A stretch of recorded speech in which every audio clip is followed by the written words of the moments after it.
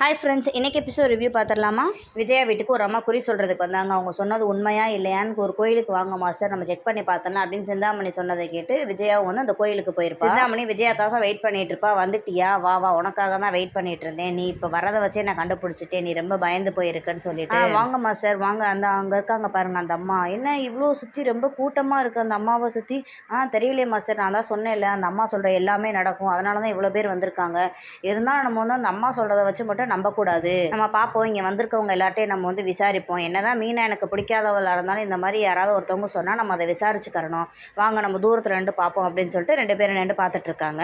அந்த அம்மாட்ட ஆல்ரெடி குறிக்கேட்டு வந்து இந்த மாதிரி வந்து பேசிகிட்டு இருக்காங்க நிறைய பேர். அம்மா நீங்கள் இந்த மாதிரி ஏற்கனவே வந்து சொன்னீங்க, என் புருஷனுக்கு வந்து வேலை போயிடும், அவருக்கு நீங்கள் சொன்ன மாதிரியே வேலை போயிடுச்சு, நான் வந்து உங்கள் பேச்சை கேட்கல, இதுக்கு என்னம்மா பரிகாரம் பண்ணணும் அப்படின்னு கேட்கவும், நீங்கள் கோயிலில் வந்து விளக்கு போடுங்க அப்படின்னு ஒருத்தவங்க சொல்கிறாங்க. அப்புறம் அடுத்த ஆள் வந்து நீங்கள் சொன்ன மாதிரியே என் பொண்ணுக்கு கல்யாணம் ஆயிடுச்சு, நீங்கள் சொன்ன மாதிரியே என் பொண்ணுக்கு குழந்தை பிறந்துருச்சு, ரொம்ப நல்லதுமா, சந்தோஷம் அப்படின்ற மாதிரி வந்து நிறைய பேர் பேசிட்டு போயிட்டுருக்காங்க. இது எல்லாத்தையுமே விஜயா தூரமாக இருந்து பார்த்துட்ருக்கா. அவங்க எல்லாருமே அந்த அம்மாட்ட பேசிட்டு வர்ற வழியில் சிந்தாமணி கூப்பிட்டு விசாரிக்கிறாங்க. ஏமா இங்கே கொஞ்சம் வாங்க, நீங்கள் அந்த அம்மாட்ட பேசிகிட்டு இருக்கீங்க இல்லையா, அவங்க சொன்னதெல்லாமே உண்மைதானா, நடந்துருச்சா?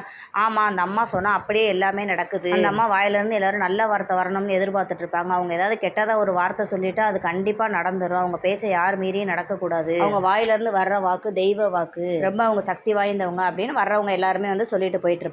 ஒரு 3-4 பேர்கிட்ட வந்து சிந்தாமணி வந்து விசாரிப்பா விஜயா முன்னாடியே. எல்லாருமே வந்து அதான் சொல்லுவாங்க, பாருங்க மாஸ்டர் எல்லாருமே வந்து அதான் சொல்கிறாங்க, சரி வாங்க அந்த அம்மாட்டையே போகலாம் அப்படின்னு அந்த குறி சொல்கிற அம்மாட்டையே வந்து போவாங்க. அவள் வந்து விஜயாவை பார்த்துட்டு, இங்கே இருமா, நீ எதுக்கு இங்கே வந்த, எனக்கு என்ன தேவை வந்திருக்கா, உன் வீட்டுக்கு வந்து குறி சொல்லணும்னு, உன் வீட்டில் நடக்க போகிற கெட்டதை நான் சொன்னேன், அதை சொன்னதுக்கு உன் பையன் என்னமோ என்னை வந்து குத்து விளக்கு எடுத்துக்கிட்டு அடிக்கிறதுக்கு வரா, நீ முதல்ல இங்கே வராத போமா அப்படின்ற மாதிரி அந்த அம்மா சொல்லுது. ஐயோ மன்னிச்சிருங்கம்மா, என் பையன் பண்ண தப்புக்கு நான் மன்னிப்பு கேட்டுக்கிறேன், அவன் எப்பயுமே அப்படி தான், அவன் ஒரு முரடனாவே வளர்ந்துட்டான், அவன் என்கிட்ட வளரல, அவங்க பாட்டிகிட்ட வளர்ந்தான், அதனால தான் அப்படி இருக்கான், உங்களை பற்றி விசாரிச்சோம்மா, நீங்கள் சொல்கிற எல்லாமே நடக்கும்னு சொல்கிறாங்க, நீங்கள் எனக்கு சொன்னது எதுவுமே பழிக்கக்கூடாது, அதுக்கு ஒரு பரிகாரம் சொல்லுங்கள் அப்படின்னு சொன்னதும், நான் தான் உனக்கு பரிகாரம் சொல்லிட்டு இருந்தோன்னே, உன் வீட்டில் இருக்கிற மூத்த மருமக வந்து அந்த வீட்டில் இருக்கக்கூடாதுன்னு சொல்லுவேன். என்ன சொல்கிறீங்க, மூத்த மருமகளா, ஆல்ரெடி என் வீட்டில் மூத்த மருமகளே கிடையாது அப்படின்னு சொல்லுவோம். சிந்தாமணி வந்து பார்க்குறா. இல்லை மாஸ்டர், மீனா தானே உங்கள் வீட்டுக்கு ஃபஸ்ட்டு மருமகளாக வந்தா, மூத்ததாக வந்து 2வது மருமகளை சொல்கிறாங்க.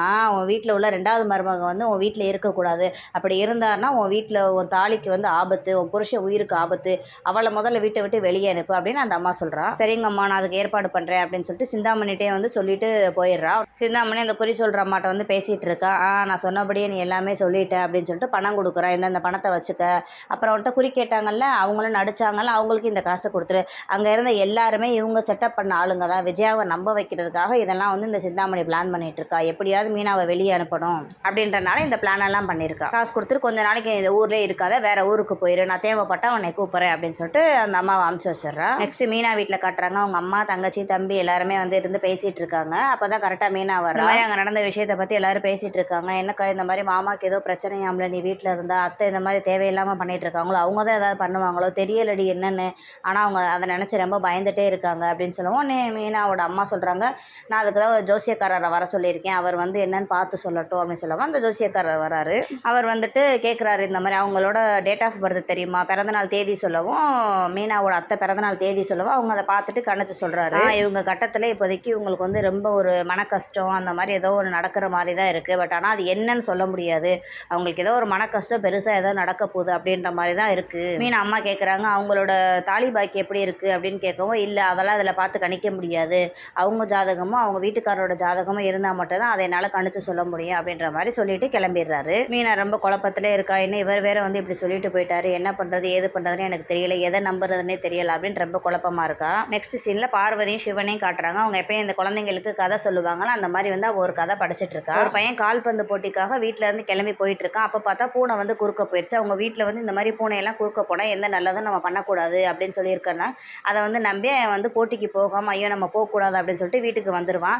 அவங்களோட டீமில் பார்த்தா அங்கே வந்து அந்த போட்டி வந்து தோற்றுரும், வேற ஒருத்தருக்கு வந்து ட்ராஃபி போயிடும். அவங்க டீமில் உள்ள எல்லா பசங்களுமே வந்து சொல்லுவாங்க, டே நீ வராததுனால அந்த ட்ராஃபி வேற ஒரு பையனுக்கு போயிடுச்சு, நல்ல போட்டியாளர்னு சொல்லிட்டு அவனுக்கு கொடுத்துட்டாங்க, நீ வந்திருந்தா கண்டிப்பாக உனக்கு தாண்டா கிடச்சிருக்கும் அப்படின்னு சொல்லுவோம். அவன் வந்து அப்போ தான் நினச்சி பார்த்தான், ஐயோ ஒரு பூனை குறுக்க போனனால நம்ம இதை வந்து விட்டுட்டோமே, இந்த மாதிரி மூட நம்பிக்கையெல்லாம் நம்ம வந்து நம்பக்கூடாது அப்படின்ற மாதிரி அவங்க வந்து கதை சொல்லிக்கிருக்கப்ப கரெக்டாக அப்போ தான் விஜயா வீட்டுக்குள்ளே என்டர் ஆகுறாங்க. இதுக்கிடையில் ரோஹிணி மனோஜுக்கு முன்னாடி கால் பண்ணியிருப்பா. கால் பண்ணி இந்த மாதிரி பேசிகிட்டு இருப்பா. மனோஜ் வந்து, நான் தான் உன்ட்ட பேச பிடிக்கலன்னு சொல்லிட்டேன், நீ எதுக்கு எனக்கு கால் பண்ணிகிட்டு இருக்க, தேவையில்லாமல் பேசாத அப்படின்னு சொல்லவும், நான் உனக்கு வந்து டிவோர்ஸ் தரேன். என்னது நீ எனக்கு டிவோர்ஸ் தரிய? ஆமாம், அப்போனா நான் சொல்கிறத நீ பண்ணணும், சொல்லு நான் என்ன பண்ணணும் அப்படின்னு மனோஜ் கேட்கவும், நீ வந்து என்னை வந்து பார்க்கணும், நான் ஒரு இடத்த சொல்லுவேன், நீ அங்கே வந்து என்னை வந்து தனியாக பார்க்கணும், உங்கள் அம்மாட்ட இந்த விஷயத்த சொல்லக்கூடாது, யார்கிட்டையுமே சொல்லக்கூடாது, யாருக்குமே தெரியாமல் நீ வந்து என்னை பார்த்தா மட்டும்தான் உனக்கு நான் டிவோர்ஸ் தருவேன் அப்படின்னு ரோகிணி சொல்கிறா. சரி நான் வரேன் அப்படின்னு இடத்த சொல்லுன்னு மனோஜும் கேட்டுடுறான்.